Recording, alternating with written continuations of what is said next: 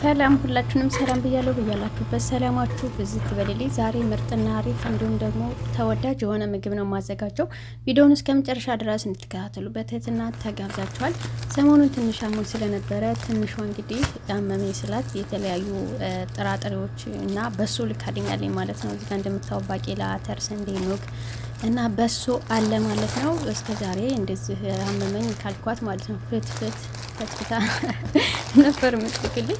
ዛሬ ግን እንግዲህ ራሴ አዘጋጅቼ እንዲመገብ ይመስለኛል እንደዚህ ቆጣጥራ ልካልኛለች።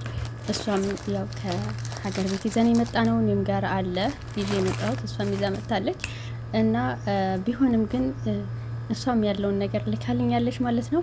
እንደዚህ አሁን ይህ ስናየው ቀላል ሊመስለን ይችላል። በሀገራችን ጉንፋን ወይም ደግሞ ኢንፍሉዌንዛ ሲይዘን ንፍሮን ቀቅለን በጨርቅ ይቋጠርና እንፋሎቱን ብቻ በመውሰድ ማለት ነው እና ጉሮራችን ላይ ያለውን ህመም በቀላሉ ማከም ይቻላል ማለት ነው እና ሁሉም ነገር የራሱ የሆነ ጥቅም አለው ማለት ነውና ያው እኛ ለምግብነት ብቻ ሳይሆን ንፍሮን ራሱ በእንፋሎት መልክ ያው ለጉንፋን መድኃኒትም ይሆናል ማለት ነው።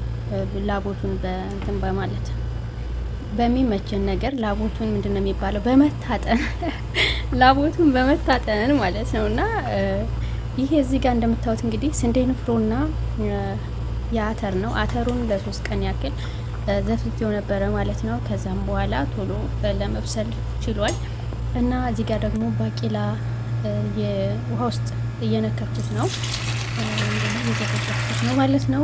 በቀዝቃዛ ውሃ ነው መዘፈዝፈው። እዚህ ጋር ባቄላውን እንደዚህ ሰነክረው አሁን አያስታውቅም ማለት ነው።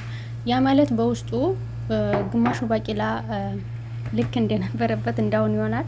ሌላው ባቄላ ደግሞ ቁንጉል ይሆናል ማለት ነው። የኛው ደግሞ ቦለቄ እየነከርኩ ነው። የቦለቄ ለወጥ ነው የሚሆነው። በጣም የሚጣፍጥ ነው ማለት ነው። ባቄላ እንዲሁም ደግሞ አተር፣ ቦለቄ ገንቢ ምግቦች ናቸው ማለት ነው። እንዲሁም ደግሞ ተመግበናቸው ያን ያክል ክብደት የለውም። በዚሁ አጋጣሚ ተመገቡት ማለት ነው። ቤት ውስጥ ካለ እንደዚህ ውሃ ውስጥ በመንከር ወይም ደግሞ በማቆየት ውሃውን እያቀያየራችሁ መመገብ ትችላላችሁ ማለት ነው። እዚህ ጋር ውሃውን እንግዲህ ያለውበት ቦታ ሙቀት ስለሆነ በቀን 2 ጊዜ መቀየር አለበት ማለት ነው።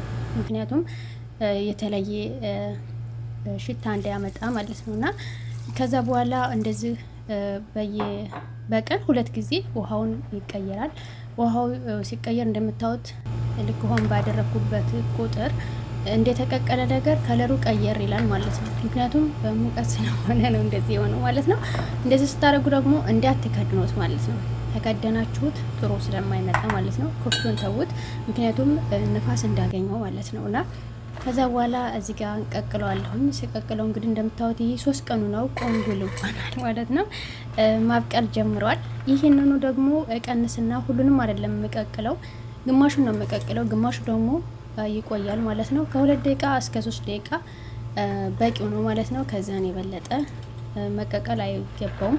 እንዲሁም ደግሞ በእንፋሎት ብቻም ትንሽ ማብሰል ትችላላችሁ ማለት ነው እና ባቄላውን ለብዙ ጊዜ ውሃውን እያቀያየራችሁ እንዲሁም ደግሞ በደንብ እንዲበቅል ማድረግ ከፈለጋችሁ ውሃውን በቀን 2 ጊዜ እየቀያየራችሁ ቀዝቃዛ ውሃ የምታደርጉበት ከሆነ ምንም ነገር አይበላሽም ማለት ነው። ደህና ይሆናል። እዚህ ጋር ስቀንሰው ከታች ኳኳኳክ እያለ ነበረ ያልበቀለው ባቄላ ማለት ነው እና ይሄ ግን ያልበቀለው ከታች ይወርዳል ማለት ነው። ምክንያቱም የበቀለው ደግሞ ከላይ ይሆናል ማለት ነው። ጨው አድርጌበታለሁ። ሙክክ እንዳይል ነበረ የፈለኩት ግን ቶሎ የሚበስል ስለነበረ ቶሎ በስሏል ማለት ነው። ሙቅ ውሃ አድርግበታለሁ።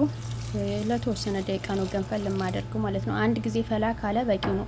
ምክንያቱም አንደኛ ተዘፍዝፏል እና ደግሞ ባቄላው ደግሞ በጣም የሚበስል ነው ማለት ነው እና ይሄንን ከሰናፍጭ ጋርም መመገብ ይቻላል። ባትቀቅሉት ራሱ እናንተ የምትፈልጉት ከሆነ ባይቀቀልም ምንም አይነት ችግር የለውም ማለት ነው። እንዲሁም በብርጭቆ አድርጋችሁ ግጣሙ ወንፊት የሆነ ከሆነ ዘዝቃችሁ ውሃ እያርከፈከፋችሁበት እያቀያየራችሁለት ውሃውን ከበቀለ በኋላ የምፈልጓቸውን አዝርቶች በሰለጣ መልክ ከሰለጣ ጋር አብራችሁም መመገብ ይቻላል ማለት ነው። በጣም አሪፍ ነው ማለት ነው። ይጣፍጣል። ይህን ምላችሁ ስለሞከርኩት ነው ማለት ነው። ይሄኛው ደግሞ 7ኛ ቀኑ ነው። ውሃውን እያቀያየርኩለት ነው ማለት ነው።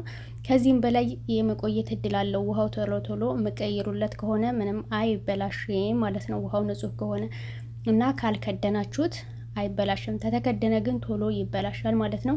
ምክንያቱም ንፋስ ማግኘት አለበት ማለት ነው። የዛሬ ቪዲዮ ይሄንን ይመስላል። ከወደዳችሁ ላይክ ማድረግ አትርሱ። ወዳችኋለሁ። ባይ ባይ።